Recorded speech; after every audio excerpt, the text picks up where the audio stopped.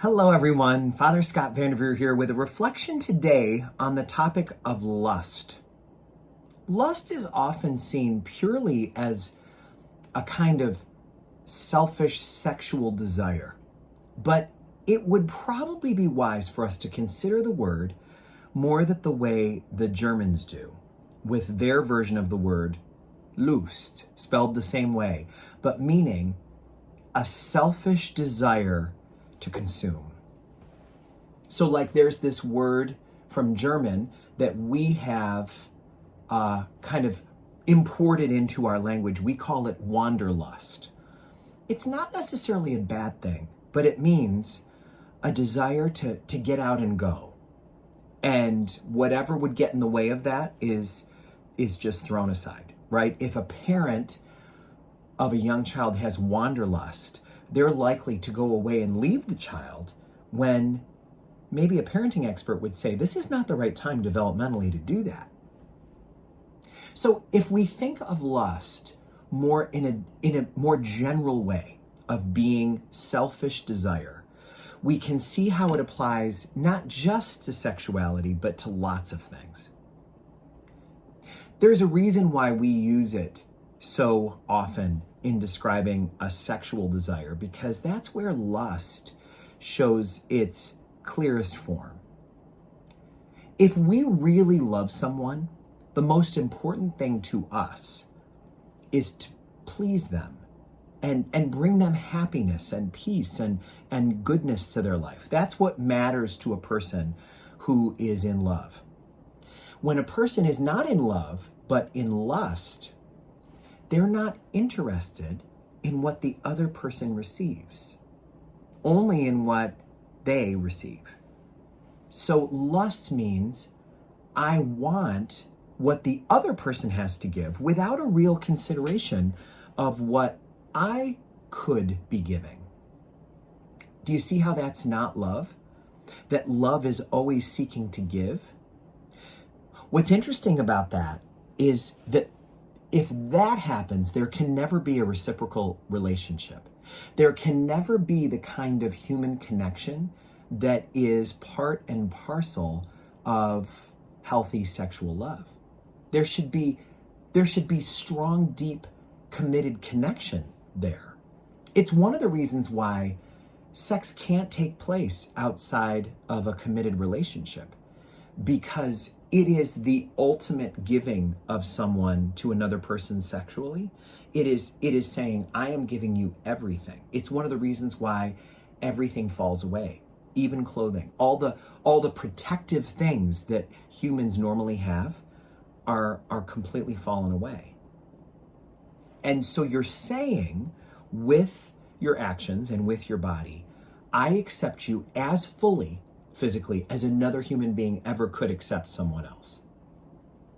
Do you see why, if you are not deeply loving toward that person, if you're not deeply committed to them, can you see why that is immediately a lie? Imagine what we call hooking up.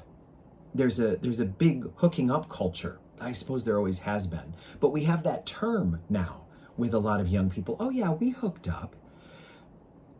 In other words, I demonstrated with all of my physical actions that this person is someone I hold in the most sacred inner sanctum of my life. I showed them with my body that they are one with me, that I am as close to them as I am to anyone in my life. They are now at the highest level of intimacy with me.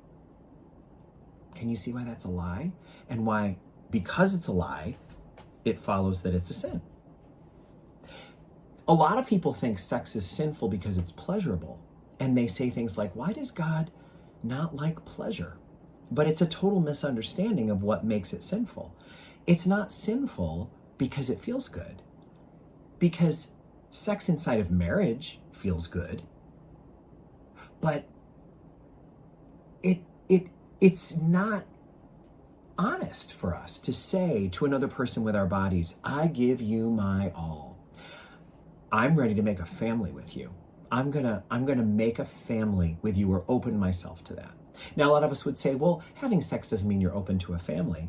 But of course it does, unless it's interrupted with some kind of prophylactic, right? And it's made to be able to have a family with someone. That's exactly how it works. We have to do something to disable it in order for it not to.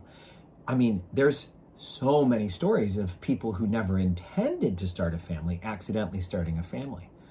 And we know that there's other people who've tried everything to have a family and can't. That's probably for another topic.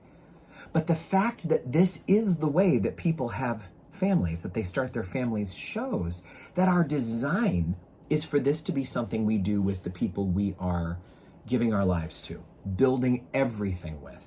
It's the apex. One author has said, sex becomes healthy when it is a celebration of what has already been found, rather than an attempt to find something that we don't have. Lust is an attempt to find something we don't have. And lust doesn't intend for us to give anything to the other person. So lust begins from a void and ends in a void. Lust is only incoming. It doesn't have any kind of outward flow. So lust, being a strong drive in all human beings and other animals, is something that must be dealt with through self-mastery. We have to develop habits of self-restraint in order to know that we can trust ourselves in moments of deep attraction, to stay aligned with the truth that we would only have the most intimate form of physical connection with someone we have the most intimate form of life. It is reserved, and it is always focused first on giving, and then naturally, reciprocally, on getting. But when it's only focused on getting and not on giving, it starts from a void and it ends with a void. As you can hear, there's so many things that flow out of this. And it would be irresponsible of me to offer a reflection on human sexuality without saying, this stuff is complicated. Many spiritual authors would say this is among the most complicated things that humans face. It's tied up with so many things, body, mind, and soul. It's so connected to our sense of self and the longing that we have for God. Perhaps our sexuality is the most clear example of what it looks like to have a God-shaped hole inside of us that we want filled. And because human beings are made in God's image, wow, how amazing that this actually feels like it's filling the God-shaped hole. But although human beings come from God, although we have God in us, we are not God. And that is why people have, for millennia, and in almost every religious tradition, had the option of a celibate lifestyle, the way priests have. Partially because it is a witness to the world that we all have a God-shaped hole that can be filled with nothing except for God. And so we can't pretend that it can be filled by that other ways. Marriage is not an attempt to fill the God-shaped hole. It's a vocation of wholeness. It's a vocation of going forward and dedicating our life to family and to forwarding the human gift and project that God has given us, to building society one cell at a time. So we know that celibacy, while many in our society would say is never a healthy option, is actually a strong witness that says there's a God-shaped hole inside of each of us that can only be filled by God. And I'm going to live my life with that emptiness present so that others may see, wow, that's possible. It's important for us to recognize that there are many people who are celibate through no choice of their own. They're celibate because they're completely disabled. Maybe because they were born without the ability to attract anyone. They might be disfigured in a way that prevents others from coming in contact with them in affectionate ways. These are all delicate things. You can hear that I'm speaking very diplomatically right now because that's so painful. But that's something that is meant to be in our awareness when we consider the role that lust plays in the human life. We have a lot of older people who are finally freed from the constant assault of lust, who then take medicine like Viagra in order to have that feeling back, because they consider it to be a deep connection to who they are as people. It makes them feel alive. But we have to acknowledge that God-shaped hole inside of us is not filled by anything but God. And so if we want true life, we have to figure out how to live lives that are in complete alignment with the truth of who we are and what matters most to us. Oh my gosh, these are deep questions and difficult things to think about and talk about. It makes us all uncomfortable, but that makes it all the more important, doesn't it?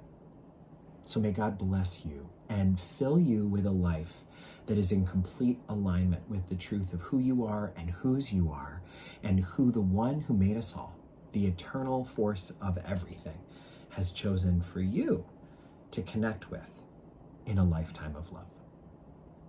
May God bless you all.